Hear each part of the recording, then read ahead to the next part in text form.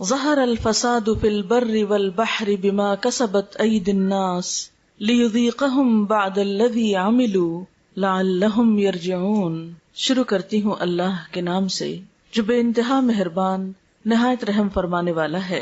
ارشاد باری تعالیٰ ہے کہ ظاہر ہو گیا فساد خشکی اور سمندر میں لوگوں کے ہاتھوں کی کمائی کی وجہ سے، تاکہ وہ ان کو ان کے بعض اعمال کا مزہ چکھائے، شاید کہ وہ لوٹ آئیں، رجوع کر لیں۔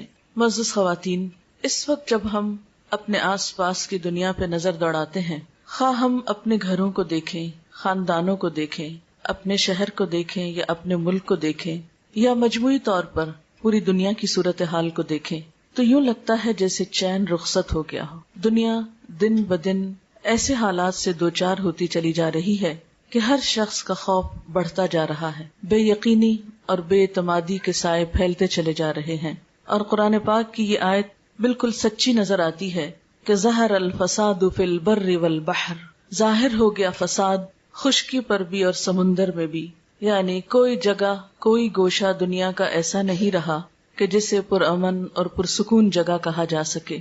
کچھ عرصہ پہلے تک جن علاقوں کو اور جن جگہوں کو امن کی جگہ کہا جاتا تھا اور جہاں پر لوگ سمجھتے تھے کہ جا کر دنیاوی ترقی اور خوشحالی کے دروازے کھل جاتے ہیں، وہ جگہیں بھی اب محفوظ نہیں رہی، پرامن نہیں رہی۔ دنیا میں لوگ اس وقت جہاں بھی آباد ہیں کسی نہ کسی طرح پریشانی کا شکار ہیں۔ ایسے میں ہم کیا کریں؟ ہماری ذمہ داری کیا ہے؟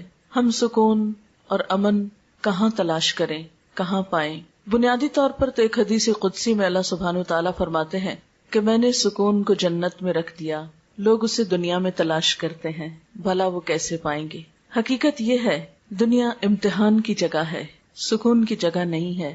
یہاں پر ہر شخص ایک محدود وقت کے لیے آیا ہے، تھوڑے عرصے کے لیے آیا ہے، اور ہر ایک سے دیکھا یہ جا رہا ہے کہ وہ کرتا کیا ہے، اور بالآخر ہم میں سے ہر ایک کو اپنے اعمال کے ساتھ واپس پلٹنا ہے، اور پھر ایک دن آئے گا کہ ہم سب کو اپنے رب کے حضور حاضر ہونا ہے، اور جو کچھ ہم یہاں پر کر رہے ہیں اپنی انفرادی زندگی میں یا اجتماعی زندگی میں، اس کا حساب کتاب دینا ہے، اور اس کے بعد جو زندگی شروع ہوگی وہ اصل زندگی ہوگی۔ اس میں خوش قسمت ہیں وہ لوگ کہ جن کو اللہ تعالیٰ ایسی جگہ عطا کرے کہ جہاں نہ کوئی خوف ہوگا اور نہ غم، اور یہ اللہ کا وعدہ ہے کہ وہ اپنے دوستوں کو ایسی ہی جگہ عطا کرے گا، ان لوگوں کو جو اللہ کی رضا میں زندگی بسر کرتے ہیں۔ الا ان اولیاء اللہ لا خوف علیہم ولا هم یحزنون، سن لو اللہ کے دوستوں کو نہ کوئی خوف ہوگا اور نہ غم ہوگا۔ لیکن اس خوف اور غم سے نجات پانے کے لیے ضروری ہے کہ ہم اپنی اس زندگی کو اور اپنی اس دنیا کو بھی حد الوسع پر امن بنانے کی کوشش کریں، اپنے رویے، اپنے طریقے، اپنی سوچ کا انداز اور انسانوں کے ساتھ معاملات ایسے انداز میں ہوں کہ جس میں ایک دوسرے کے لیے تکلیف اور دکھ کا سبب نہ ہو۔ لیکن ہم دیکھتے ہیں کہ انفرادی سطح ہو یا اجتماعی سطح، دکھوں اور تکلیفوں میں اضافہ ہی ہوتا چلا جا رہا ہے، اور ہر شخص پریشان ہے کہ وہ کیا کرے۔ لیکن بات یہ ہے کہ کیا کسی بھی مسئلے کا حل محض پریشان ہونا ہوتا ہے؟ نہیں، کوئی بھی پریشانی پریشان ہونے سے حل نہیں ہوتی، کوئی بھی تکلیف صرف تکلیف کا ذکر کرنے سے دور نہیں ہو جاتی، جب تک کہ انسان اس کے لیے کوئی عملی قدم نہ اٹھائے۔ ایسے حالات میں انسان کس کی طرف رجوع کرے، کس سے پوچھے، کون اسے بتائے کہ وہ اس دنیا میں زیادہ بہتر طور پر کیسے زندگی بسر کر سکتا ہے؟ اگرچہ کلی سکون، مکمل خوشی اور مکمل اطمینان کہ جس میں کوئی خوف اور غم اور دکھ اور پریشانی ہو ہی نہ، وہ تو دنیا میں ممکن نہیں، لیکن پھر بھی انسان اپنے رویے اور اپنے اچھے طریقوں سے اور اللہ تعالیٰ کی اطاعت اور رضامندی میں زندگی گزار کر اس دنیا کو بھی کسی حد تک پرامن ضرور بنا سکتا ہے۔ یعنی ایسا نہیں کہ دنیا میں امن قائم نہیں ہو سکتا، ضرور ہو سکتا ہے، لیکن اس کے لیے ہر شخص کو انفرادی طور پر کوشش کرنا ہوگی، کیونکہ کوئی بھی معاشرہ افراد سے مل کر بنتا ہے، ہر شخص صرف ایک نہیں ہوتا، ایک ایک فرد مل کر پوری قوم بن جاتا ہے، ایسے قطرے قطرے سے مل کر بنتا ہے سمندر، اسی طرح باقی تمام چیزوں میں بھی یہی اصول ہے۔ اس لیے اگر ہم سب اپنے اپنے طور پر یہ سوچیں کہ میں کیا کر سکتا ہوں، تو اس سے انشاءاللہ تعالی اجتماعی طور پر کچھ نہ کچھ فرق ضرور آئے گا۔ آپ دیکھیں کہ جب موسم بدلتا ہے، مثلا گرمی یا سردی میں بدلتا ہے، تو اس کی ابتدا تھوڑی تھوڑی تبدیلی سے ہوتی ہے۔ ایسا نہیں ہوتا کہ شدید گرمی میں شدید سردی آ جائے، ایک موسم سے دوسرے موسم تک آنے میں وقت لگتا ہے، ہلکی ہلکی تبدیلیاں ہوتے.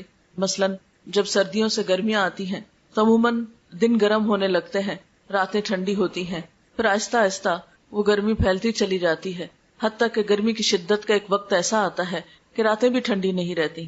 لیکن اس کے بعد پھر ایک وقت آتا ہے کہ موسم تبدیل ہونا شروع ہوتا ہے. تو یہ فطرت کا جو اصول ہے یہ زندگی کے تمام چیزوں میں ہے. مثلاً ایک پودا چھوٹا سا شروع ہوتا ہے، بڑھتے بڑھتے پھیلتے پھیلتے ایک پورا درخت بن جاتا ہے، پھر وہ خود درخت ہی نہیں رہتا بلکہ سایہ بھی دیتا ہے، اور بعض اوقات اگر پھلدار ہو تو پھل بھی دیتا ہے، اور پھر مدتوں دیتا چلا جاتا ہے.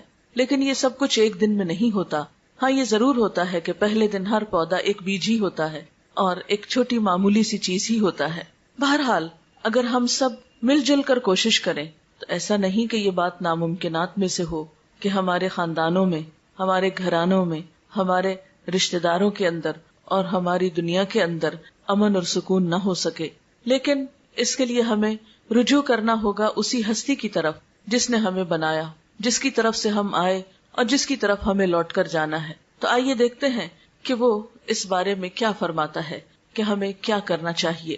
سب سے پہلی بات تو یہ یاد رکھیں کہ اس دنیا میں جو بھی مشکلات آتی ہیں، مصائب یا پریشانیاں آتی یا چھوٹی یا بڑی کوئی تکلیف یا آفت آتی ہے، یہ اللہ تعالیٰ کی طرف سے ایک وارننگ ہوتی ہے. یہ بندے کو خبردار کرتی ہے، بندے کو جگاتی ہے، احساس دلاتی ہے، اس کو اس بات کا احساس دلاتی ہے کہ دیکھو کہیں تم غلطی پر تو نہیں.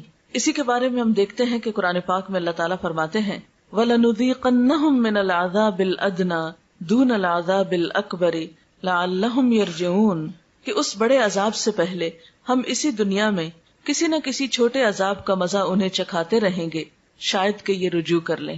یعنی دنیا میں انسان کو چھوٹی چھوٹی تکلیفیں جو آتی ہیں وہ کس لیے آتی ہیں کہ انسان اپنی غلطی کا اعتراف کرے، اس پر معافی مانگے اور اپنی غلطی کا ازالہ کرتے ہوئے پھر اصل کی طرف لوٹے.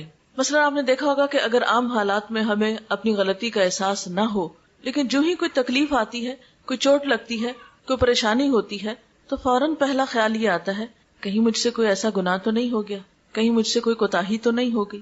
اور یہ خیال ہر دل میں آتا ہے، ہر اس دل میں جو زندہ ہو، ہر اس انسان کے اندر یہ سوچ ایک دفعہ ضرور آتی ہے کہ میں نے کچھ کیا تو نہیں ایسا کہ میرا رب مجھ سے ناراض ہو گیا ہو. اگرچہ انسان پر تکلیفیں اور آزمائشیں امتحان کے طور پر بھی آتی ہیں، ضروری نہیں ہوتا کہ ہر وقت انسان گناہگار ہی ہو تو اس کے اوپر پکڑ آئے، لیکن پھر بھی عموماً یہی ہوتا ہے کہ اللہ تعالیٰ بندہ مومن کے ساتھ ایک احسان فرماتا ہے کہ اس کو اس کی غلطیوں کا احساس دلاتا رہتا ہے. عام طور پر آنے والی تکلیف اور انسان کی غلطی میں کوئی نہ کوئی مماثلت ہوتی ہے. مماثلت کا مطلب یہ کہ کوئی ریزمبلنس ہوتی ہے. عموماً ہم نے کسی کے ساتھ کچھ ایسا کیا ہوتا ہے تو اللہ تعالیٰ کسی بندے سے وہی چیز ہمارے لیے کروا دیتا ہے. بعض اوقات ہم نے اگر کسی کا حق مارا ہے تو کوئی دوسرا ہمارا حق مار جاتا ہے. جب وہ ہمارا حق مارتا ہے تو پھر ہم اس وقت ضرور سوچتے ہیں کہ کبھی میں نے تو نہیں کسی کے ساتھ ایسا کیا. اور جس شخص کو یہ سوچ مل جائے، جس کے اندر یہ احساس پیدا ہو جائے کہ کہیں میں نے تو نہیں کسی کے ساتھ زیادتی کی، کہیں میرا تو کوئی قصور نہیں، وہی انسان دراصل اللہ تعالیٰ کی محبت کا مرکز ہوتا ہے. یہ اللہ کا خاص انعام ہوتا ہے کہ وہ بندے کو ایسی مثبت سوچ دے. کیوں؟ اس لیے کہ ایک حدیث میں آتا ہے جس بندے سے اللہ تعالیٰ کو محبت ہوتی ہے وہ اس کو آزما لیتا ہے. پیغمبروں سے اللہ تعالیٰ سب سے بڑھ کر محبت کرتا ہے، ان پر آزمائشیں بھی سب سے زیادہ آتی. اور صحابہ کرام میں ہم دیکھتے ہیں کہ جب دنوں تک ان پر کوئی پریشانی نہیں آتی تھی تو اس پر پریشان ہو اٹھتے تھے کہ کہیں ایسا تو نہیں کہ اللہ تعالیٰ ہمیں بھول گئے ہیں. اس کا یہ مطلب نہیں کہ انسان کو دکھ تکلیف مانگنی چاہیے یا پریشانی مانگنی چاہیے، نہیں. عافیت کی دعا کہ یا اللہ ہر تکلیف سے محفوظ رکھ، یہ اللہ تعالیٰ کی پسندیدہ ترین دعاؤں میں سے ہے. یعنی اللہ تعالیٰ سے بندہ جو دعائیں مانگتا ہے اس میں اللہ تعالیٰ کو جو دعا بہت پسند آتی ہے وہ یہ دعا ہوتی ہے کہ یا اللہ تو مجھے خیر و عافیت سے رکھ. عافیت مانگنا اللہ تعالیٰ کو بہت پسند ہے. لیکن عافیت کی دعا، خیر خیریت کی دعا مانگنے کے باوجود اگر کوئی دکھ یا غم یا پریشانی آ جاتی ہے یا کوئی تکلیف پہنچ جاتی ہے تو پھر ایسے موقع پر انسان کو اللہ تعالیٰ کے بارے میں برا نہیں سوچنا چاہیے، ناراض نہیں ہونا چاہیے، دل میں برا گمان نہیں لانا چاہیے. ضرور سوچنا چاہیے کہ اللہ تعالیٰ ضرور مجھے کوئی سبق دینا چاہتا ہے، میری کوئی اصلاح چاہتا ہے، مجھ سے کوئی توبہ استغفار چاہتا ہے، رجوع چاہتا ہے، اپنے قریب کرنا چاہتا ہے. جس بندے کو یہ سوچ نصیب ہو جائے تو وہ آزمائش اس کے درجوں میں بلندی اور اضافے کا سبب بنتی ہے۔ ایک حدیث میں آتا ہے کہ سب سے زیادہ تکلیف انبیاء کو آتی ہے جو اللہ کے بہت پیارے ہوتے ہیں، پھر جو اس سے قریب ہوتے ہیں، جو اس سے قریب ہوتے ہیں، جو اس سے قریب ہوتے ہیں۔ عام طور پر تو ہم یہ دیکھتے ہیں کہ جب کسی انسان پہ کوئی تکلیف آتی ہے تو لوگ عموماً اس کے بارے میں برا خیال کرنے لگتے کہ اس نے ضرور کوئی خرابی کی ہوگی، اس کے نعوذ باللہ گناہوں کی شامت ہو، یا کوئی نہ کوئی بات بنا لیتے ہیں اور اس کو اس شخص کے حق میں برا سمجھتے ہیں۔ نہیں، جب کسی پر کوئی تکلیف آئے، کسی پر کوئی آزمائش آئے، تو ہمیشہ یہ سوچنا چاہیے کہ اس پر اللہ کا ایک امتحان آ گیا ہے۔ لیکن اگر اپنے پہ کوئی تکلیف آئے تو اپنے بارے میں یہ ضرور سوچنا چاہیے کہ کہیں مجھ سے کوئی غلطی تو نہیں ہوئی، کہیں میرے سے کوئی کوتاہی تو نہیں ہو گئی کہ جو اللہ تعالیٰ کو پسند نہیں آئی، اور اب اللہ تعالیٰ مجھے یاد دلانا چاہتا ہے۔ اور واقعی ایسا ہوتا ہے کہ بعض اوقات ہمیں ایک بات بھولی بھی ہوتی ہے، ہم نے اللہ تعالیٰ سے عہد کیا ہوتا ہے یا کسی بندے سے کوئی وعدہ کر رکھا ہوتا ہے، یا اور اسی طرح کا ہم نے کوئی گناہ یا قصور کیا ہوتا ہے اور پھر اس پہ توبہ کرنی بھی یاد نہیں رہتی، یا یہ کہ خوب اپنے آپ کو تعویلیں دے دیتے ہیں کہ نہیں ہمارا تو قصور ہی کوئی نہیں، اور جب چوٹ لگتی ہے، تکلیف پہنچتی ہے، تو پھر انسان کو واقعی کھل کھل کے یاد آنے لگتا ہے کہ ہاں میں نے بھی تو فلاں کے ساتھ ایسا ہی کیا تھا۔ مثلاً اگر ہمیں کوئی تکلیف کسی بندے کی طرف سے آئی ہو، یا یہ کہ میں نے کسی کا مذاق اڑایا تھا، یا کسی کو تانا دیا تھا، یا کسی کے بارے میں برا سوچا تھا، تو اللہ تعالیٰ نے مجھے وہ میرے سامنے لا کر دکھایا۔ کیونکہ ایک حدیث میں آتا ہے کہ جب کسی بندے پہ کوئی تکلیف آتی اور کوئی شخص اس پہ ہنستا ہے یا خوش ہوتا ہے، جس کو شماتت الاعداء بھی کہا جاتا ہے کہ دشمنوں کا خوش ہونا، کیونکہ ہوتے ہیں انسانوں کے درمیان باہم جیلسیز ہوتی ہیں، سب لوگوں کو دوسروں کی نعمتیں اور بھلائیاں اچھی نہیں لگتی۔ ایسے میں جب کسی پہ تکلیف آتی ہے تو بعض اوقات تو بڑی ہمدردی آتی، لیکن بعض لوگ ایسے بھی ہوتے ہیں کہ جنہیں کسی کی تکلیف دے کر خوشی ہوتی، وہ دل میں خوش ہوتے ہیں، چلو اچھا ہے، مزہ چکھے، اس کو بھی پتہ چلے۔ یعنی اس طرح کی بھی شیطان نیگیٹو خیالات انسان کے دل میں بری باتیں ڈالتا ہے۔ اب ایسے وسوسے آنے پر انسان کو توبہ استغفار کرنی چاہیے کہ یا اللہ میں کسی کی تکلیف پہ نہ ہنسوں، میں کسی کے نقصان پر نہ ہنسوں، میں کسی کے دکھ پر خوش نہ ہوں۔ کیوں؟ اس لیے کہ جب کوئی شخص کسی کے دکھ پر خوش ہوتا ہے تو اللہ تعالیٰ اس کو اسی میں مبتلا کر دیتا ہے اور اس شخص کو پھر اس سے نکال لیتا ہے۔ اسی لیے ہمیں نبی صلی اللہ علیہ وسلم نے وہ دعا سکھائی ہے، جب کسی مصیبت زدہ کو دیکھو تو دعا پڑھو، الحمدللہ الذی عافانی ممن ابتلاہ بہ، کہ اللہ کا لاکھ شکر ہے، سب تعریف اور شکر اس ذات کے لیے ہے جس نے مجھے عافیت میں رکھا، مجھے بچا کے رکھا، مجھے محفوظ رکھا اس مصیبت سے جس میں اس نے دوسرے کو مبتلا کیا۔ کیونکہ اللہ تعالیٰ کیا چاہتا ہے کہ اگر کسی ایک بندے پہ تکلیف آئے تو باقی بندے اس سے ہمدردی کریں، اس کا دکھ بانٹیں، اس کے کام آئیں، اس کو اچھا مشورہ دیں، اس کی اس تکلیف کو دور کرنے کی کوشش کریں۔ کیونکہ جب کوئی شخص کسی بندے سے تکلیف دور کرتا ہے تو اللہ تعالیٰ کا وعدہ ہے کہ اللہ تعالیٰ بھی اس بندے سے دنیا اور آخرت کی تکلیف دور کرے گا۔ یعنی اگر کوئی بندہ کسی کے کام آتا ہے تو اللہ تعالیٰ اس کے کام آئے گا۔ ایک اور حدیث میں آتا ہے کہ اللہ تعالیٰ اس بندے کی مدد میں رہتا ہے جب تک کہ وہ بندہ کسی بندے کی مدد کرتا رہتا ہے۔ آپ نے دیکھا ہوگا کہ چھوٹے بچے بعض اوقات گرتے ہیں یا انہیں کچھ چوٹ لگتی ہے تو سب ہنسنا شروع کر دیتے ہیں، یہ ہنسنے کا موقع نہیں ہوتا۔ ایسے میں بعض اوقات بے اختیار ہنسی آ بھی جاتی ہے، یعنی وہ کوئی ایسے اینگل پہ گرتا ہے یا کوئی ایسے شکل ہو جاتی ہے اس کی کہ انسان ایک دم اپنے ہنسی پہ کنٹرول نہیں کر سکتا، لیکن فوراً ہی توبہ استغفار کرنی چاہیے۔ ہنسنے کا موقع نہیں ہوتا، مثلا کوئی چھلکے سے پھسل گیا، کسی کی ہڈی ٹوٹ گئی۔ اب دیکھیں لوگ جو اپریل فول مناتے ہیں اس میں بھی کیا کرتے ہیں، دوسروں کو پریشان کر کے، دوسروں کو تکلیف دے کے خود ہنس رہے ہوتے ہیں۔ تو یہ ہمارے معاشرے کی ایک ٹریجڈی ہے، دوسروں کے دکھ پہ ہنسنا، دوسروں کی مصیبت پہ خوش ہونا، کبھی ظاہری اور کبھی دل میں۔ لیکن جو بندہ اس عادت بد کا شکار ہو اسے یاد رکھنا چاہیے کہ جب تک وہ خود اس مصیبت میں مبتلا نہ ہوگا وہ دنیا سے نہیں جائے گا، کیونکہ یہ اللہ کا وعدہ ہے کہ دوسروں کی مصیبت پہ ہنسنے والے کو موت سے پہلے اس مصیبت میں مبتلا کروں گا۔ اس لیے کسی کی بیماری اور دکھ دیکھیں یا کوئی چھوٹی بڑی مصیبت، چھوٹی سے چھوٹی تکلیف میں بھی کسی کو دیکھیں، فوراً یہ دعا پڑھیں، کیونکہ حدیث میں آتا ہے کہ جو شخص مصیبت زدہ کو دیکھ کر یہ دعا پڑھتا ہے اللہ تعالیٰ اسے اس مصیبت سے بچا لیتا ہے۔ کوئی بیماری ہو، کوئی غم ہو، دکھ ہو تو اس کے ساتھ اظہار ہمدردی بھی کریں اور اس کے ساتھ ساتھ یہ ہے کہ اپنے لیے دعا بھی مانگ لیں۔ بہرحال دنیا کے جتنے بھی دکھ ہوتے ہیں، چاہے وہ جسمانی تکلیفیں ہوں، چاہے وہ اولاد کی تکلیف ہو، چاہے وہ مالی پریشانی ہو، چاہے وہ کوئی اور دکھ ہو جس کا کوئی نام نہ ہو لیکن وہ انسان کو کھائے جا رہا ہو، یہ ساری چیزیں، حتیٰ کہ ایک کانٹا بھی جو مومن کو چبھتا ہے وہ بھی اس کے گناہوں کا کفارہ بن جاتا ہے۔ اس لیے ہمیشہ یہ سوچنا چاہیے کہ کہیں کوئی اللہ تعالیٰ کی ناراضگی کی بات تو نہیں ہو گئی، اور دکھ اور غم کے پہنچنے پر فوراً اللہ کی طرف رجوع کرنا چاہیے۔ قرآن پاک میں اللہ تعالیٰ فرماتے ہیں وَلَنَبْلُوَنَّكُمْ بِشَيْءٍ مِّنَ الْخَوْفِ وَالْجُوعِ ونقص من الاموال والانفس والثمرات وبشر الصابرين الذين اذا اصابتهم مصیبة قالوا انا للہ وانا الیہ راجعون. ہم ضرور آزمائیں گے تم کو ساتھ کسی بھی چیز کے خوف میں سے، جانوں اور مالوں کے نقصان میں سے، اور پھلوں کے نقصان میں سے، اور خوشخبری دے دو صبر کرنے والوں کو کہ جب انہیں کوئی مصیبت پہنچتی ہے تو فوراً کہتے ہیں ہم اللہ کے لیے ہیں اور اسی کی طرف لوٹ کے جانے والے. یعنی ہم بھی اللہ کی طرف سے آئے ہیں، اسی نے ہمیں یہاں رہنے کا موقع دیا اور واپسی بھی اسی کی طرف. فرمایا اولئک علیہم صلوات من ربہم ورحمہ، ایسے ہی لوگوں پر رب کی طرف سے نوازشیں ہوں گی اور اللہ کی رحمت بھی ایسے لوگوں پر آئے گی. اس لیے فوراً اللہ سے رجوع کی دعا کرنی چاہیے. ایک صحابی آپ صلی اللہ علیہ وسلم کے پاس تھے کہ آپ کا چراغ بجھ گیا، یعنی جیسے لائٹ چلی جاتی ہے، تو اس موقع پر آپ نے انا للہ پڑھا. اس نے کہا کہ کیا چراغ کے بجھنے پہ بھی انا للہ پڑھا جاتا ہے؟ تو آپ نے فرمایا کیا یہ مصیبت نہیں ہے؟ یعنی لائٹ کا جانا بھی تو ایک مصیبت ہوتی. تو ایسے موقع پر بھی انسان فوراً اللہ کو یاد کرے، چھوٹی تکلیف ہو یا بڑی تکلیف ہو، جسمانی ہو یا روحانی ہو، مالی ہو یا بدنی ہو، کچھ بھی ہو. کسی انسان نے کوئی تانا دے دیا، کوئی بےزتی کر دی، کوئی کچھ کر دیا، اس موقع پر بھی فوراً اللہ کی طرف رجوع کرنا چاہیے.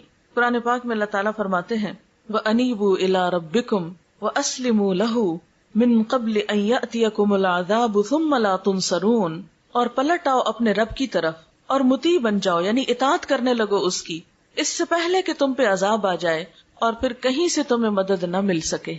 یعنی اس سے پہلے کہ بڑی مصیبت میں پھنسو اپنے رب کی طرف پلٹ آؤ، لوٹ آؤ، معافی مانگ لو، اسے راضی کر لو، کیونکہ ویسے بھی جانا تو اس کی طرف ہے نا. خدا نہ خواستہ اس سے بڑی کوئی پریشانی آ گئی کہ جس میں زندگی سے بھی ہاتھ دھونا پڑ گیا، اللہ نہ کرے، تو پھر کیا ہوگا؟ پھر کیا منہ دکھائیں گے اس کو؟ پھر مرنے کے بعد تو کوئی اس کو راضی کر نہیں سکتا. یہی ایک چانس ہے، یہی ایک موقع ہے کہ اللہ تعالیٰ سے انسان گڑ گڑا کے دعائیں مانگے اور اس سے معافی مانگے اپنے سارے قصوروں کی کہ اللہ اگر یہ تکلیف تیری کسی ناراضگی کی وجہ سے آئی ہے تو میں اپنے سارے قصوروں کا اعتراف کرتا ہوں تاکہ تو مجھ سے راضی ہو جائے. اس لیے کہ اگر رب راضی تو ہر چیز انسان کے لیے آسان ہے، اور اگر وہ ناراض ہے تو دنیا کی ساری خوشیاں انسان کے لیے ہیج ہیں. سب سے بڑا غم انسان کا یہ ہونا چاہیے کہ میرا رب مجھ سے راضی ہو جائے.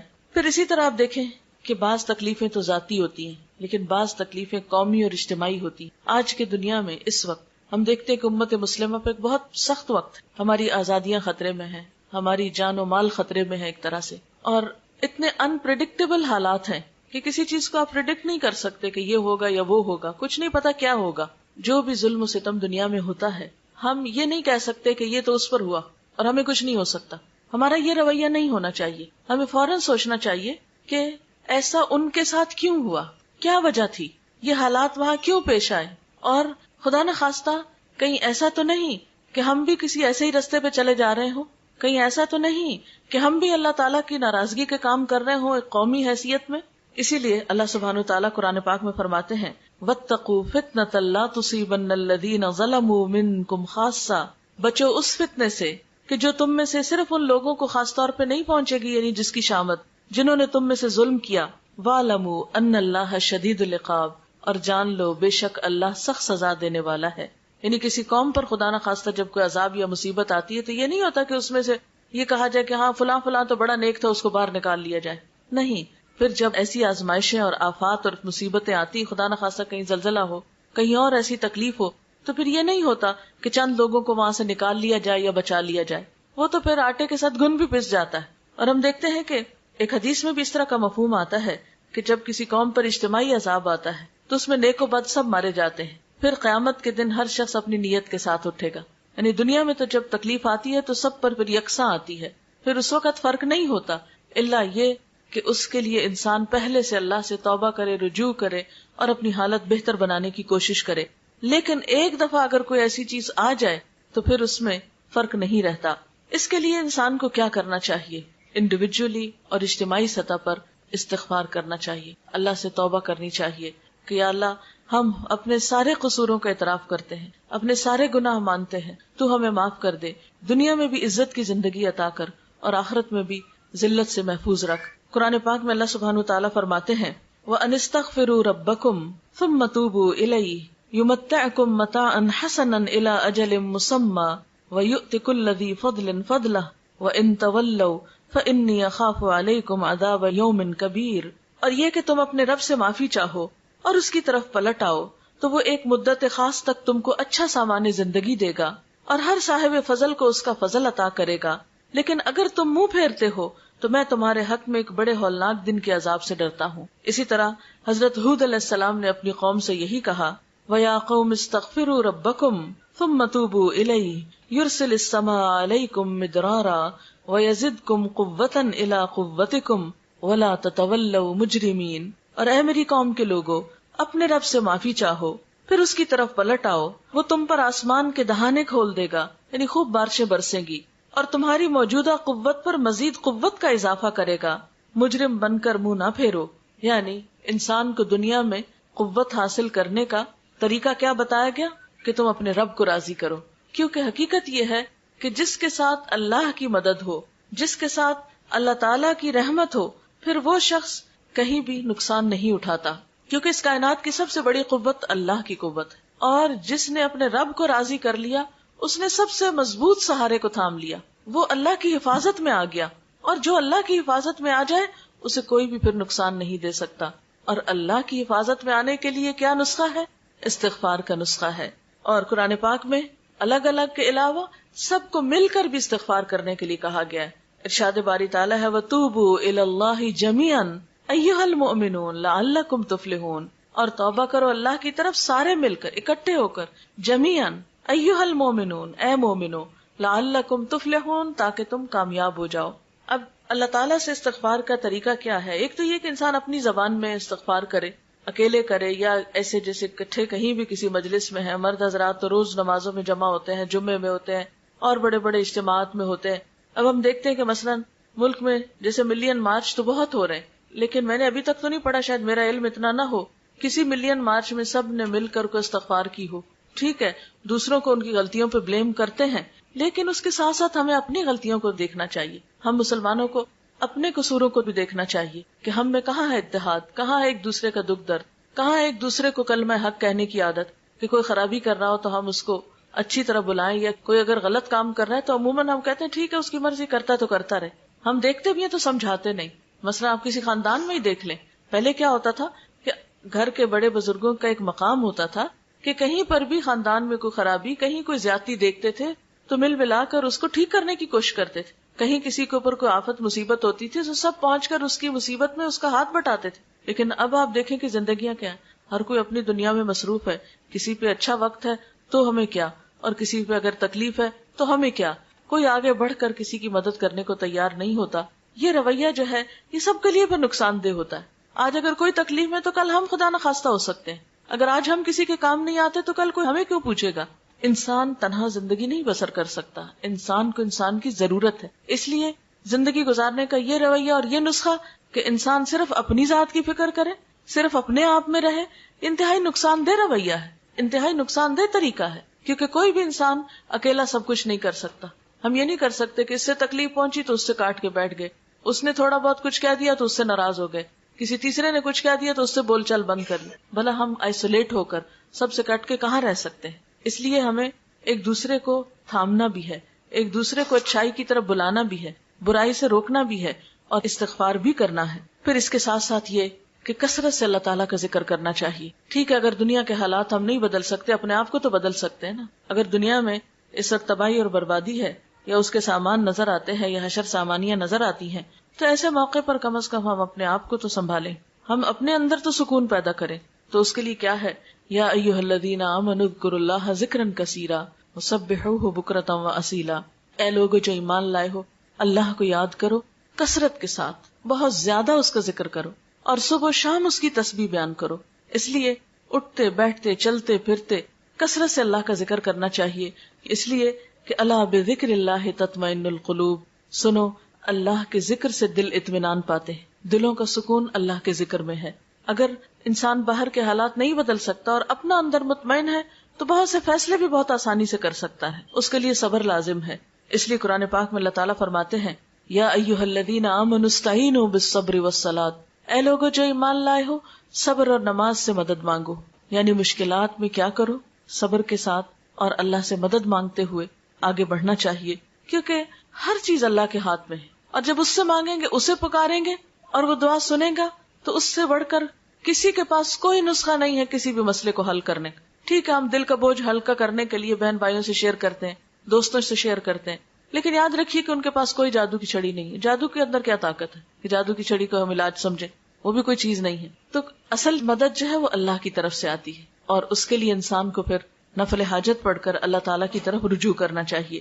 اور پھر خاص طور پر یہ دعا پڑھنی چاہیے, ربنا افرغ علینا صبرا وثبت اقدامنا وانصرنا علی القوم الکافرین. اے ہمارے رب, ہم پر صبر ڈال دے اور ہمارے قدم جما دے, اور کافر قوم پر ہمیں مدد عطا فرما. فتنوں اور مصیبتوں اور آفتوں سے بچنے کے لیے خاص طور پر اللہ تعالیٰ سے دعا کرنی چاہیے کہ اللہ تعالیٰ ہمیں محفوظ رکھے. رسول اللہ صلی اللہ علیہ وسلم نے فرمایا, دعا نازل شدہ آفات اور جو بھی نازل نہیں ہوئی سب کے لیے فائدہ مند ہے. یعنی دعا کا کرنا جو ہے وہ بہت فائدہ مند ہے. ان مصیبتوں کے لیے بھی فائدہ مند ہے جو آ چکی ہوں, اور ان مصیبتوں میں بھی دعا فائدہ دیتی ہے جو ابھی نہ آئی ہوں. اس لیے اللہ کے بندو خوب دعا کرو. اس کے بعد یہ ہے کہ قرآن پاک سے مضبوط تعلق قائم کرنا چاہیے, کیونکہ قرآن پاک نجات کا ذریعہ ہے. رسول اللہ صلی اللہ علیہ وسلم نے فرمایا, ان قریب ایک بڑا فتنہ سر اٹھائے گا. صحابی نے عرض کیا, اس فتنے میں ذریعہ نجات کیا ہوگا؟ یعنی فتنہ تو ہوگا, مصیبت تو ہوگی, پھر ہم کیسے بچیں گے اس سے؟ فرمایا, اللہ کی کتاب یعنی قرآن حکیم ایک ایسا نسخہ ہے کہ جس کے ذریعے انسان فتنوں سے محفوظ رہ سکتا ہے. اس کتاب میں تم سے پہلے گزرے ہوئے لوگوں کے حالات ہیں, تم سے بعد ہونے والی باتوں کی خبر ہے, تمہارے آپس کے معاملات کا فیصلہ ہے. جو کوئی اسے چھوڑ کر کسی اور بات کو اپنی ہدایت کا ذریعہ بنائے گا, اللہ اسے گمراہ کر دے گا. اللہ کی مضبوط رسی یہی ہے, یہی حکمتوں سے بھری ہوئی یاد دہانی ہے, یہی بالکل سیدھی راہ ہے. جس نے اس کے ساتھ بات کی سچ کہا, جس نے اس پہ عمل کیا اجر پائے گا, اور جس نے اس کی بنیاد پہ فیصلہ کیا اس نے انصاف کیا. اس لیے انفرادی زندگی ہو یا اجتماعی زندگی ہو یا قومی زندگی ہو, ان سب میں نجات کا ذریعہ صحیح اور درست فیصلے, بہترین رہنمائی اور اللہ کی مدد کا ذریعہ اللہ کی کتاب کو تھامنا ہے. اور حقیقت یہ کہ اللہ تعالیٰ نے یہ کتاب بھیجی ہماری رہنمائی کے لیے تھی کہ جب دنیا میں مشکلات ہوں, تکلیفیں اور پریشانیاں ہوں تو پھر ہم کیا کریں. لیکن ہم زیادہ اس سے کیا رہنمائی لیتے ہیں, اچھا کہ اس مشکل میں کیا وظیفہ پڑھ لیں. یہ کتاب وظیفوں کی کتاب نہیں ہے. ذالک الکتاب لا ریب فیہ ھدی للمتقین, یہ کتاب جس میں کوئی شک نہیں, متقی لوگوں کی ہدایت کے لیے آئی ہے. یہ ہمیں بتاتی ہے کہ ہمارا معاملہ اپنی ذات کے ساتھ کیا ہونا چاہیے, رشتہ داروں کے ساتھ کیا ہونا چاہیے, اور باقی مسلمانوں کے ساتھ کیا ہونا چاہیے, اور پوری دنیا کے لوگوں کے ساتھ کیا ہونا چاہیے. زندہ رہنے کے بہترین اصول کیا ہیں, ہر معاملے میں یہ گائیڈ کرتی. اللہ تعالیٰ فرماتے ہیں کہ لقد انزلنا الیکم کتابا فیہ ذکرکم, ہم نے تمہاری طرف کتاب اتاری ہے جس میں تمہارا اپنا ذکر ہے, تمہاری ہی باتیں ہیں. تو جس چیز میں ہمارا ذکر ہے, ہماری باتیں, اور ہم ہی نہ پڑھیں تو ہمیں کون پھر گائیڈ کر سکتا ہے, کون ہمیں رہنمائی دے سکتا ہے.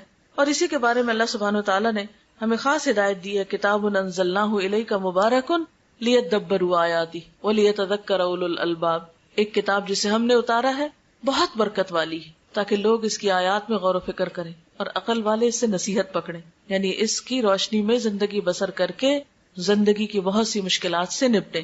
پھر اس کے بعد یہ ہے کہ آپ صلی اللہ علیہ وسلم نے یہ بھی فرمایا, خیرکم من تعلم القرآن وعلمہ, تم میں بہترین ہے وہ لوگ جو قرآن سیکھیں اور سکھائیں. یعنی اگر آتا ہے تو دوسروں کو سکھائیں, اگر نہیں آتا تو سیکھنے کی کوشش کریں. اور جو کہ اس کتاب کو مبارک کتاب کہا گیا, برکتوں والی کتاب کہا گیا, اس لیے یہ ہو نہیں سکتا کہ جو شخص اس کے ساتھ تعلق رکھے پھر اس کی زندگی میں خیر و بھلائی نہ آئے. پھر اس کے بعد یہ ہے کہ جو یہ کتاب پڑھتے جائیں اور اچھے کاموں کے کرنے کا موقع ملے, سمجھ آئے, تو پھر ان کاموں میں دیر بھی نہ کی جائے. نبی صلی اللہ علیہ وسلم نے فرمایا, بادروا بالاعمال فتنا کقطع اللیل المظلم, لوگوں نیک کام کرنے میں جلدی کرو ان فتنوں سے پہلے جو ایک تاریک رات کے ٹکڑوں کی طرح ہر طرف چھائے ہوئے ہوں گے. یعنی اس سے پہلے کہ نیکی کی مہلت چلی جائے اور ایسی مصیبتیں اور آفات اور پریشانیاں اور فتنے آ جائیں کہ جو کالی رات سے بھی زیادہ سیاہ ہوں, کہ جن میں انسان کو پھر یہ سمجھ نہ آئے کہ وہ جائے کدھر. آج کل بھی جب میں اخبار پڑھتی ہوں یا میں دیکھتی ہوں ٹیلی ویژن پہ نیوز وغیرہ, تو میں جب عراقی لوگوں کا حال دیکھتی ہوں تو میں سوچتی ہوں کہ یہ بھی ہماری طرح کے انسان ہیں. آج ہی میں شاید پڑھ رہی تھی کہ 3 ارب ڈالر کا بارود جو ہے وہ استعمال ہوا ہے. آپ خود سوچے کہ کبھی ایسا ہوتا ہے نا 14 اگست پہ جب کبھی فائر ورکس ہوتا ہے تو جس رات کو ہوتا ہے, اب یقین کریں کہ ساری رات ایسا لگتا ہے کہ جیسے ہر طرف سے بارود کی اور مسالے کی بو آ رہی ہو اور دھواں دھواں دھواں, ایک بے چینی سی ہوتی. میں سوچ رہی تھی کہ جس ملک کے اندر اتنا بارود پھٹا ہو, جس ملک کے اندر کئی فٹ اور کئی میٹر کی گہرائی تک جا کے بم پھٹے ہوں, وہاں کے لوگوں کی نیندیں اور آرام اور ان کا سانس لینا، اور جہاں پانی نہ ملتا ہو، جہاں بجلی نہ ہو. اب دیکھیں چند گھنٹوں کے لیے بجلی جاتی ہے تو کیا برا حال ہو جاتا ہے. جہاں دنوں بجلی نہ ہو، جہاں اسپتالوں میں بجلی نہ ہو، جہاں ہر طرف ایک افراتفری اور لوٹ مار ہو، جہاں بچے جو ہے وہ اپنی زندگی سے ہاتھ دھو رہے ہوں، جہاں زخمیوں کی مرہم پٹی کرنے والا کوئی نہ ہو، جہاں اسپتالوں میں مورچریز میں پڑے ہوئے مردے تعفن چھوڑ رہے ہوں، ان کو دفنانے والا نہ ہو کوئی، تو آپ خود سوچ سکتے ہیں کہ وہاں لوگوں کی زندگی کتنی اجیرن ہوگی، کتنی اجیرن ہوگی، کیسی کیسی آزمائش ہوگی. بچوں کو چھوٹی سی کوئی تکلیف ہوتی ہے تو ہم بے چین ہو اٹھتے ہیں. آج ہی صبح میں ایک تصویر دیکھ رہی تھی اور بچہ بہت ہو چکا تھا تو اس کی ماں اس کا ہاتھ پکڑ کے اسے چوم رہی تھی، اور بچے کا منہ ایسے کھلا تھا جیسے نیند میں عام طور پہ بچوں کا منہ کھل جاتا ہے. ایسے ماں کا حال دیکھ کے بالکل صبر نہیں مجھے آ رہا تھا کہ یا اللہ ہم بھی مائیں ہیں اور ہم اپنے بچوں کو ذرا سی دیر نہ دیکھیں تو ہمیں چین نہیں آتا. یہ بھی انسان ہیں، یہ بھی مائیں ہیں، اور ان کو اپنے کوئی مستقبل کا نہیں پتا کہ امن ہوگا کہ نہیں، زندگی ہوگی کہ نہیں، کھانے کو ملے گا کہ نہیں، کاروبار بنے گے کہ نہیں، جابز ملیں گے کہ نہیں. ہر چیز کی بے یقینی. یہ ساری آفت جو ہے یہ اگر انسانوں کے ایک گروہ پہ آ گئی ہے تو آپ دیکھ ہی رہے ہیں کہ دنیا میں باتیں کیا ہو رہی ہیں کہ اب کس کی باری ہے. حیرت ہوتی ہے مجھے ایسی باتیں سن کر اور کر کے کہ ہم کس بات کے انتظار میں بیٹھے، اب کس کی باری. یعنی یوں لگتا ہے جیسے میچ کھیلا جا رہا ہو اور ایک دوسرے سے پوچھ رہے ہو کہ اب کس کی باری ہے. یعنی کس قدر افسوسناک حال ہے اور کتنی بے حسی ہے کہ بجائے اس کے کہ ہم اللہ سے توبہ کریں اور استغفار کریں، ہم اس انتظار میں بیٹھے ہیں کہ اب کس کی باری ہے. کوئی کھیل ہے، کوئی میچ ہے کہ جس کو ہم دیکھ دیکھ کے لطف اندوز ہو رہے ہیں. تو ایسے موقعوں پر جو نیکی اپنی ذاتی حد تک خود کسی کو احساس دلا کے یا کوئی نیکی کا اچھا کام ہم کر سکتے ہیں تو وہ تو کم از کم کریں. آپ نے فرمایا کہ نیک اعمال کرنے میں دیر نہ کرو. کوئی پتہ نہیں کل کا دن کیسا ہو، کوئی پتہ نہیں کہ اگلا سال کیسا ہو، کل کا وقت کیسا آئے. اس لیے جو خیر بھلائی آج کر سکتے ہو اسے نہ ٹالو. اور اس میں آپ دیکھیں کہ سب سے پہلے ہمیں اپنے فرائض پورے کرنے چاہیے. ہم نماز میں سستی کر دیتے ہیں، اچھا ابھی پڑھی ہے چلو پھر پڑھ لیں گے، ابھی یہ نیند آ رہی ہے، ابھی ذرا ہم بازار میں ہیں، ابھی ہم وہاں جا رہے ہیں، ابھی جلدی ہے، کوئی نہ کوئی بہانہ کر کے ہم نمازیں چھوڑے رکھتے ہیں. آپ دیکھیں نماز وہ چیز ہے کہ جس کا قیامت کے دن سب سے پہلا سوال ہوگا. اگر یہی پوری نہیں تو آگے منہ کیا دکھائیں گے؟ یا تو ہم یہ کہیں کہ ہم نے مرنا نہیں، یا یہ کہیں کہ مرنے کے بعد جی نہیں اٹھنا، یا یہ کہیں کہ کوئی حساب کتاب ہے ہی نہیں. اگر ہم یہ کہتے ہیں تو پھر ٹھیک ہے جیسے چاہیں زندگی بسر کریں. جب ہم مانتے ہیں کہ قیامت آنی، جب ہم مانتے ہیں کہ ہم سے سوال ہوگا تو پھر ہم اپنے فرائض کیوں نہیں پورے کرتے؟ فرض ہوتا ہے، وہ لازمی چیز ہے، اس کا حساب ہونا ہے، اس کی پوچھ ہونی ہے. اس لیے اس کو کیے بغیر چارہ ہی نہیں، اس کو کیے بغیر گزارا ہی نہیں. وہ اسی وقت ہوگا جب ہم کریں گے. تو اس لیے سب سے پہلی چیز تو ہمیں اپنے فرائض کے کرنے میں اپنی نمازوں کی پابندی اور اپنے باقی فرائض جو ہمارے حقوق العباد کی طرف مثلاً جو ہے ان کی طرف ہمیں توجہ دینی چاہیے. نبی صلی اللہ علیہ وسلم نے خاص طور پر دوسروں کا حق مارنے سے منع کیا ہے. اور دوسروں کا حق کیا ہے؟ مثلا بہن بھائیوں کا حق مار جانا، یا دوسروں کا حق مار کے ایک بچے کو دے دینا، یا اسی طرح کے اور بہت سے ظلم و ستم کے معاملات ہمارے معاشرے میں ہوتے رہتے ہیں. مثلا ہمارے یہاں لڑکیوں کو وراثت سے محروم کر دیا جاتا ہے. یا اسی طرح یہ ہے کہ جو رشتہ دار کمزور ہوتے ہیں یا یتیم بچے ہوتے ہیں، بعض اوقات ان کی پراپرٹی پہ، ان کے مال پہ، ان کی چیزوں پہ قبضہ کر لیا جاتا ہے. تو یہ ساری ظلم کی قسمیں ہیں. اور آپ کو یہ تو معلوم ہے کہ بندے جب تک حق معاف نہیں کریں گے اللہ تعالیٰ بھی معاف نہیں کریں گے. حقوق العباد کی ادائیگی جو ہے وہ بہت ضروری ہے. اس کے لیے آپ صلی اللہ علیہ وسلم نے فرمایا ظلم کرنے سے بچو، اس لیے کہ ظلم قیامت والے دن اندھیروں کا باعث ہوگا. یعنی کہ ظلم جو ہے وہ اندھیرے کی شکل میں انسان کے ساتھ ہوگا قیامت کے دن. اندھیرا کیسی چیز ہوتی ہے کہ آپ بیٹھے اور لائٹ چلی جائے تو ایک دم دل پھٹنے لگتا ہے کہ یہ کیا، یعنی ایک ناپسندیدہ چیز ہے. تو قیامت کا دن جو اتنا طویل دن ہوگا وہاں اگر انسان اندھیروں میں ہو تو اس کے پاس کیا باقی رہا. پھر اسی طرح یہ ہے کہ صدقہ خیرات کا خصوصی اہتمام کرنا چاہیے. کسی بھی آفت تکلیف مصیبت پہ تھوڑا ہو یا زیادہ کچھ نہ کچھ صدقہ ضرور کرنا چاہیے. آپ صلی اللہ علیہ وسلم نے فرمایا صدقہ و خیرات میں جلدی کرو، اس لیے کہ بلا صدقے سے نہیں بڑھتی. یعنی جب انسان صدقہ کرتا ہے تو بلائیں جو ہیں وہ واپس پلٹ جاتی ہیں. ایک اور موقع پہ فرمایا صدقہ اللہ کے غضب کو ٹھنڈا کرتا ہے اور بری موت سے بچاتا ہے انسان کو. پھر اسی طرح یہ ہے کہ ہمیں صرف خود اچھے کام نہیں کرنے، دوسروں کو بھی بتانے ہیں، نیکی کا حکم دینا اور برائیوں سے روکنا. اللہ تعالیٰ فرماتے ہیں والعصر ان الانسان لفی خسر الا الذین آمنوا وعملوا الصالحات وتواصوا بالحق وتواصوا بالصبر.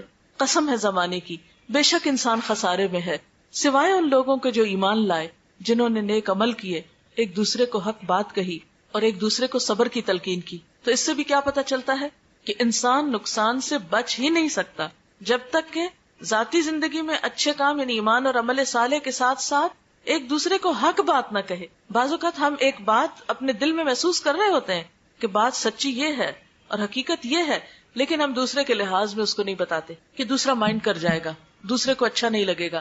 یہاں ہم دیکھ رہے ہیں کہ اللہ تعالیٰ قسم کھا کے فرما رہے ہیں، زمانے کی قسم ہے، انسان نقصان میں ہے جب تک کہ یہ 4 کام نہ کرے. ایک دوسرے کو حق بات نہ کہے، ایک دوسرے کو سچی بات نہ بتائے، ایک دوسرے کی خیر خواہی نہ کرے، اور ایک دوسرے کو تکلیف اور دکھ اور مصیبت کے وقت تھامے نہیں، صبر کی تلقین نہ کرے. پھر اسی طرح آپ صلی اللہ علیہ وسلم نے فرمایا، قسم ہے اس ذات کی جس کے ہاتھ میں میری جان ہے، تم ضرور نیکی کا حکم دو گے، ضرور برائی سے روکو گے، ورنہ قریب ہے کہ اللہ تعالیٰ تم پر اپنی طرف سے کوئی عذاب بھیج دے، پھر تم اس سے دعائیں کرو گے لیکن وہ قبول نہیں کی جائیں گی. یعنی جب تک تم نیکی نہ پھیلاؤ، جب تک لوگوں کو برے کاموں سے نہ روکو، ظلم و زیادتی سے نہ روکو، تو پھر ایسا نہ ہو کہ تم پہ وہ وقت آ جائے کہ تمہاری دعائیں نہ قبول ہوں. پھر اس کے ساتھ ساتھ یہ کہ لوگوں کو آپس میں جوڑنے کی کوشش کرنی چاہیے. امت مسلمہ کا ہر دور میں بہت بڑا المیہ یہ رہا ہے کہ وہ آپس میں ایک دوسرے کے دشمن رہیں، ان کے دل پھٹے رہیں، اور شیطان کا یہ سب سے بڑا وار ہوتا ہے کہ ان کو آپس میں لڑاؤ. یعنی کتنے افسوس کی بات ہے کہ سب ایک رب کو مانے، ایک دین کو مانے، ایک کتاب کو مانے، ایک مقصد مانے زندگی کا، اور پھر آپس میں ایک دوسرے سے جڑ کے نہ رہیں. اور یاد رکھیں، ایک دوسرے سے صرف اس وقت جڑا جا سکتا ہے جب انسان دوسروں کی غلطیوں کو معاف کر دے، ان کی غلطیوں سے درگزر کرے، ان کی برائی کے جواب میں اچھائی کرے. ادفع باللتی ہی احسن فاذا الذی بینک وبینہ عداوۃ کأنہ ولی حمیم. کوئی برا کر بھی جائے تو تم برائی کا جواب کس سے دو؟ اچھے طریقے سے دو. تو پھر وہ شخص جس کے اور تمہارے درمیان عداوت ہے وہ ایسے ہو جائے گا جیسے دلی دوست ہو، ولی حمیم، گہرے دوست کی طرح ہو جائے گا دشمن بھی. لیکن آج افسوس یہ کہ دشمنوں کو تو دور کی بات کہ ہم دوست بنائیں، ہم نے تو دوستوں کو دشمن بنا لیا ہے، اپنے بھی دشمن بنتے جا رہے ہیں، اپنے بھی ایک دوسرے سے دور ہوتے چلے جا رہے ہیں. یہ انسان کے لیے کوئی اچھی علامت تو نہیں، یہ اللہ کی رحمت کی علامت تو نہیں. اللہ کی رحمت، اللہ کا احسان، اور انسان اس دنیا میں اس وقت نعمتوں سے متمتع ہوتا ہے جب انسان خوش ہوتا ہے، انسانوں کے بیچ میں ہوتا ہے. آپ اکیلے خوش نہیں ہو سکتے، اکیلے کتنا ہنسیں گے؟ اگر آپ سب سے کٹ کے اپنی ذات میں رہنا شروع کر دیں کتنا ہنسیں گے آپ ہنس بھی نہیں سکتے. آپ روتے ہو، کوئی آپ کو آنسو پوچھنے والا نہیں ہوگا. اصل میں آپ صلی اللہ علیہ وسلم نے فرمایا، کیا میں تم کو بتاؤں کہ قیامت کے دن مجھ سے سب سے زیادہ قریب کون لوگ ہوں گے؟ مجلس کے اعتبار سے یعنی سب سے قریب میرے کون بیٹھے ہوں گے؟ وہ لوگ جو منکسر المزاج ہوں گے، المعطئون اکنافا، کندھے جھکا کے رکھنے والے یعنی عاجزی برتنے والے، الذین یألفون ویؤلفون، وہ لوگ جو محبت کرتے ہیں اور کیے جاتے ہیں، وہ دوسروں سے محبت کرتے ہیں اور دوسرے ان سے محبت کرتے ہیں. یعنی قیامت کے دن اللہ کے رسول صلی اللہ علیہ وسلم انہی لوگوں کو اپنے قریب کریں گے کہ جو محبت دینا اور لینا جانتے ہیں. ان بندوں میں کوئی خیر نہیں کہ جو کسی کو محبت دے نہ سکے اور محبت کروا نہ سکے. نفرتیں خریدنا بڑا آسان ہے، آپ ایک دو سنا دیں کسی کو، وہ آپ کی جان کا دشمن ہو جائے گا، کیا مشکل ہے. لیکن کسی انسان کو، اور وہ بھی اس کو کہ جو آپ سے دور بھاگتا ہو، آپ سے برا کرتا ہو، اس کو اپنا بنانا، یہی تو امتحان ہے، یہی تو ایک آزمائش ہے. اور جو شخص ان تکلیفوں پہ صبر کر سکتا ہے وہی ایک خوشحال زندگی بسر کر سکتا. خیر تنہا ہونے میں نہیں ہے، خیر مل جل کے رہنے میں ہے. جب خاندانوں کے اندر آپس میں محبتیں ہوتی تھی، آپس میں کھلے دل سے لوگ ایک دوسرے کو ملتے تھے تو اس کو انجوائے بھی کرتے تھے. جب سے ہم صرف اپنی ذات کے لیے بھلائی اور خیر اور صرف خود خوش ہونا چاہتے اور ہم سکڑتے چلے جا رہے تو اس میں حقیقی خوشیاں نہیں رہی. مثلاً ایک بہو ہی آتی، پہلے تو سب سے شوہر کو اس کے ماں باپ سے کاٹتی ہے، پھر جب بچے پیدا ہوتے تو ان کو رشتہ داروں سے کاٹ دیتی ہے، اور صرف ایک یکرخا خاندان اپنے میکے کے ساتھ ہی جوڑ کے رکھنے کے ادھوری خوشیاں پاتی. لیکن وہ جو دونوں خاندانوں سے بنانا جانتی ہے وہ اصل خوشیاں پانا جانتی. لیکن یاد رکھیں کہ کچھ لوگ تو ہمیں محبت دیتے ہیں، کچھ کو ہمیں دینی پڑتی. یعنی اپنے ماں باپ تو ہمیں دیتے ہیں، جواب میں اگر ہم نے دے دی تو کیا دیا، لیکن سسرال والے دیتے نہیں، انہیں دینی پڑتی. تو جب آپ دے کے وہاں سے لیتے، ایک تو نا کہ آپ لے کر دیتے ہیں اور ایک یہ کہ دے کر لیتے ہیں. تو ماں باپ سے لے کر جواب میں دیتے ہیں اور سسرال کو دے کر جواب میں لیتے ہیں. اور صرف ماں باپ اور سسرال ہی کا کمپیریزن نہیں، سارے انسانوں کی یہی دو قسمیں.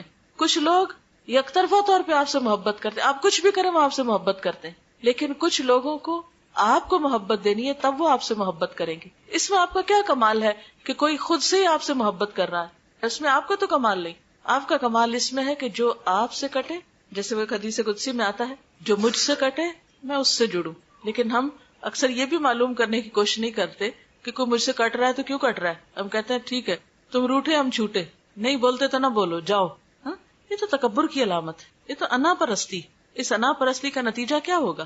یہ ہمیں کہاں پہنچائے گی؟ کتنی خوشیاں دے گی؟ کتنا دین کا فائدہ ہوگا؟ اس لیے اگر ہم چاہتے ہیں کہ دنیا میں امن اور بھلائی ہو تو اس کے لیے ضروری ہے کہ ہم مسلمانوں کی صفوں میں اتحاد پیدا کرنے کی کوشش کریں، لوگوں کو آپس میں جوڑنے کی کوشش کریں، نہ کہ توڑنے کی کوشش.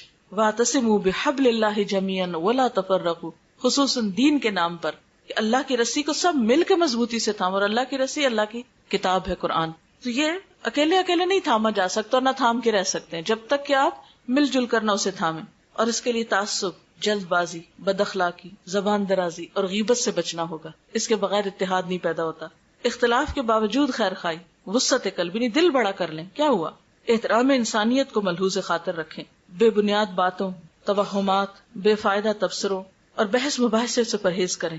بعضوں کا جرا شروع کر دیتے ہیں، ہم چھوٹی چھوٹی باتوں پر اپنی رائے ٹھونسنے کی یا مسلط کرنے کی کوشش کرتے ہیں، اس سے بھی پھر خرابی پھیلتی. ہر قسم کے حالات، غم ہو یا خوشی، امن ہو یا جنگ، تعمیری کاموں کی رفتار میں کمی نہ آنے دیں. اور پھر اللہ پہ بھروسہ رکھیں، کیونکہ اگر اللہ کی مدد انسان کے ساتھ ہو تو کوئی نقصان نہیں دے سکتا. ان ینصرکم اللہ فلا غالب لکم، اگر اللہ تمہاری مدد کرے گا تو تم پہ کوئی غالب نہیں آ سکتا. وان یخذلکم، اگر وہ تم کو چھوڑ دے گا، فمن ذا الذی ینصرکم من بعدہ، تو کون ہے جو اس کے بعد تمہاری مدد کرے. وعلی اللہ فلیتوکل المؤمنون، اور اللہ پر ہی بھروسہ رکھنا چاہیے مومنوں کو. ہر معاملے میں اللہ کی طرف رجوع ضروری ہے.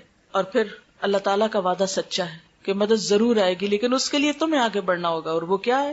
یا ایھا الذین آمنوا، اے لوگو جو ایمان لائے، ان تنصروا اللہ ینصرکم ویثبت اقدامکم، اگر تم اللہ کی مدد کرو گے تو اللہ تمہاری مدد کرے گا اور تمہارے قدم جما دے گا.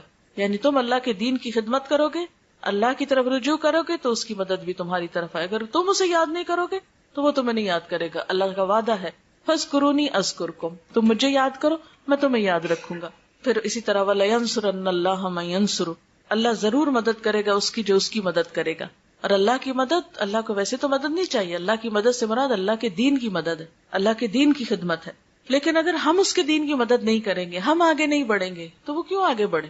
اگر ہم اس کے دین کی خدمت نہیں کریں گے تو وہ پھر ہمارے لیے دنیا کے امن اور خوشحالی کو کیوں لائے؟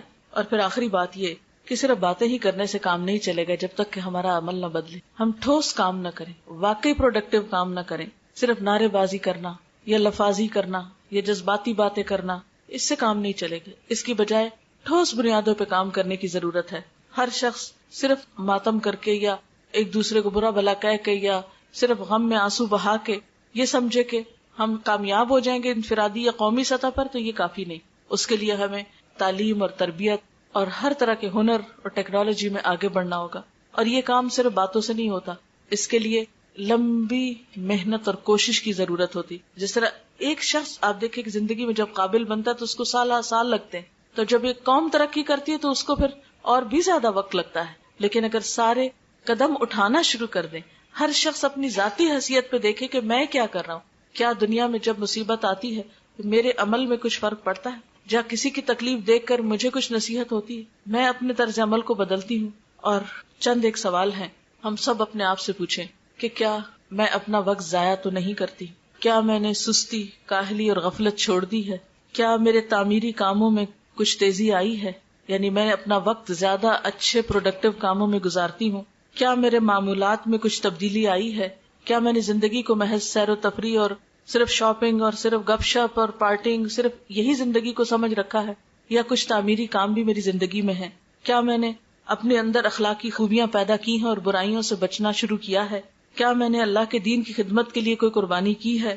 اگر آج مجھے موت آ جائے تو میں اللہ کو جواب دینے کے لیے اپنے آپ کو کتنا تیار پاتی؟ میں سمجھتی ہوں کہ میرے پاس اتنے عمل ہیں کہ میں اسے راضی کر سکوں، اور اگر نہیں تو کوشش کیے بغیر خود بخود تو جمع نہیں ہوں گے. اگر میں نہیں بدلتی تو دنیا کیسے بدلے گی؟ دنیا کے حالات کیسے بدل سکتے ہیں؟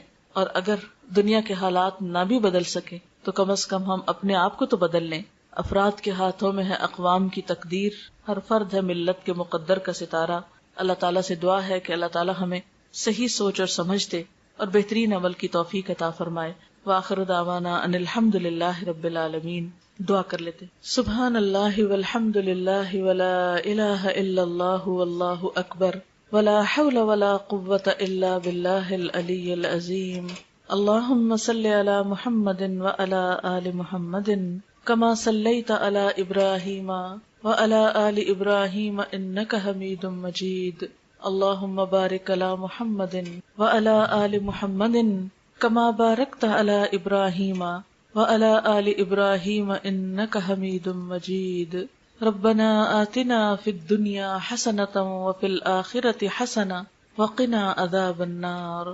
ربنا لا تزغ قلوبنا بعد إذ هديتنا وهب لنا من لدنك رحمة إنك أنت الوهاب.